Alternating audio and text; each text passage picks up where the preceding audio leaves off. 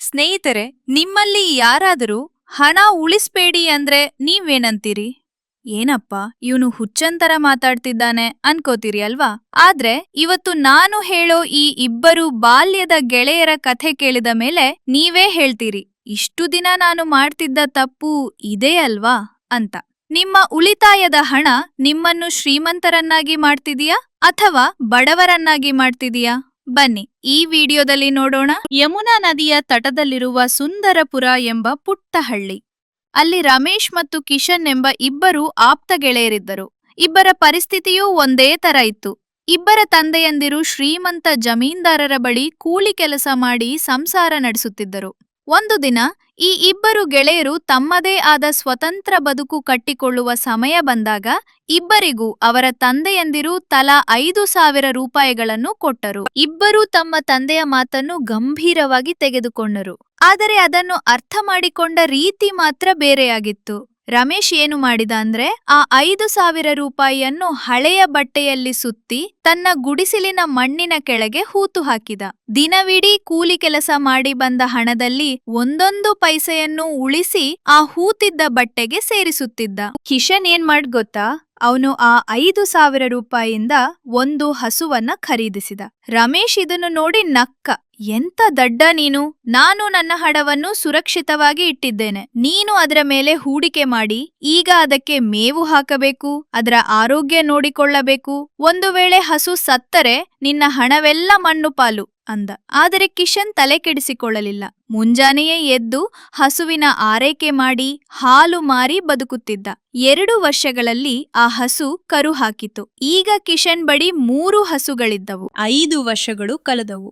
ರಮೇಶ್ ಬಳಿ ಈಗ 20,000 ರೂಪಾಯಿ ಉಳಿತಾಯ ಇತ್ತು. ಅವನಿಗೆ ತುಂಬಾ ಹೆಮ್ಮೆ. ಆದರೆ ಒಂದು ಸಮಸ್ಯೆ ಶುರುವಾಗಿತ್ತು. ಹಿಂದೆ 2 ರೂಪಾಯಿಗೆ ಸಿಗುತ್ತಿದ್ದ ತರಕಾರಿ ಈಗ 5 ರೂಪಾಯಿ ಆಗಿತ್ತು. ಒಂದು 100 ರೂಪಾಯಿಯ ಬಟ್ಟೆ 300 ರೂಪಾಯಿ ಆಗಿತ್ತು. ಅಂದರೆ ರಮೇಶ್ನ ಹಣ ಸಂಖ್ಯೆಯಲ್ಲಿ ಬೆಳೆದಿತ್ತು, ಆದರೆ ಅದರ ಶಕ್ತಿ ಕುಸಿದಿತ್ತು.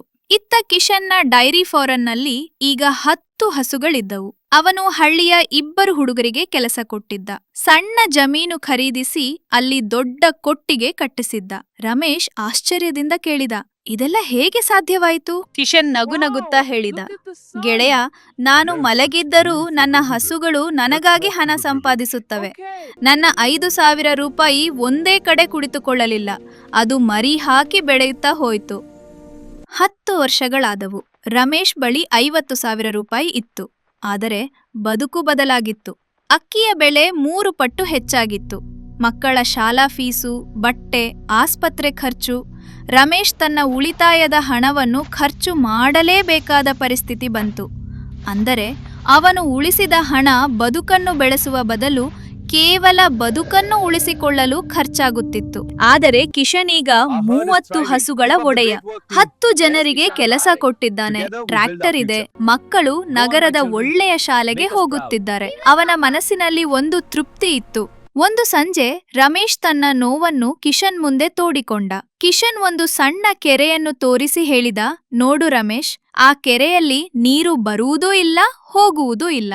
ಹಾಗಾಗಿ ಆ ನೀರು ಪಾಚಿ ಕಟ್ಟಿ ವಾಸನೆ ಬರ್ತಿದೆ. ಅದೇ ಪಕ್ಕದಲ್ಲಿ ಹರಿಯುವ ನದಿಯನ್ನು ನೋಡು, ಅದು ಎಲ್ಲರಿಗೂ ಜೀವ ಕೊಡುತ್ತೆ. ನಮ್ಮ ಹಣ ಕೂಡ ಅಷ್ಟೆ. ಹರಿಯದಿದ್ರೆ ಅದರ ಮೌಲ್ಯ ಕಳೆದುಕೊಳ್ಳುತ್ತೆ. ಬೆಲೆ ಏರಿಕೆ ಎಂಬ ರಕ್ಕಸ ನಿನ್ನ ಉಳಿತಾಯವನ್ನು ನುಂಗಿ ಹಾಕುತ್ತದೆ. ಹಣವನ್ನು ಕೇವಲ ರಕ್ಷಣೆ ಮಾಡಬೇಡ, ಅದನ್ನು ಕೆಲಸಕ್ಕೆ ಹಚ್ಚು. Make your money work for you. ರಮೇಶನಿಗೆ ಅಂದು ಅಸಲಿ ಸತ್ಯ ಅರ್ಥವಾಯಿತು. ಅವನು ಮರುದಿನವೇ ತನ್ನ ಉಳಿದ ಹಣದಿಂದ 2 ಹಸುಗಳನ್ನು ಕೊಂಡು ಕಿಶನ್ ಹಾದಿಯಲ್ಲೇ ಸಾಗಿದ. ಸ್ವಲ್ಪ ತಡವಾದರೂ ಅವನು ಸರಿಯಾದ ದಾರಿಗೆ ಬಂದಿದ್ದ. ಸ್ನೇಹಿತರೆ, ಈ ಕಥೆಯ ಉದ್ದೇಶ ಇಷ್ಟೇ. ಹಣವನ್ನು ಉಳಿಸುವುದು ಮುಖ್ಯ, ಆದರೆ ಅದನ್ನು ಹೂಡಿಕೆ ಮಾಡುವುದು ಅದಕ್ಕಿಂತ ಮುಖ್ಯ. ಹಣವನ್ನೇ ಒಂದು ಉಪಕರಣವಾಗಿ ಬಳಸಿ. ಹೊಸ ಕೌಶಲ್ಯ ಕಲಿಯಲು ಅಥವಾ ಸರಿಯಾದ ಕಡೆ ಇನ್ವೆಸ್ಟ್ ಮಾಡಲು ಹಣ ಬಳಸಿ. ನೆನಪಿಡಿ, money saved is money earned, but money invested is money multiplied. ನೀವು ಇಂದಿನಿಂದ ನಿಮ್ಮ ಹಣ ಅಥವಾ ಕೌಶಲ್ಯವನ್ನು ಹೇಗೆ ಬಳಸಿಕೊಳ್ಳುತ್ತೀರಿ? ಕಾಮೆಂಟ್ನಲ್ಲಿ ತಿಳಿಸಿ. ಈ ವಿಡಿಯೋ ಇಷ್ಟವಾಗಿದ್ದರೆ ಲೈಕ್ ಮಾಡಿ, ಶೇರ್ ಮಾಡಿ ಮತ್ತು ನಮ್ಮ ಚಾನೆಲ್ ಸಬ್ಸ್ಕ್ರೈಬ್ ಮಾಡಿ. ಮತ್ತೊಂದು ಸ್ಫೂರ್ತಿದಾಯಕ ಕಥೆಯೊಂದಿಗೆ ಮತ್ತೆ ಸಿಗೋಣ. ನಮಸ್ಕಾರ.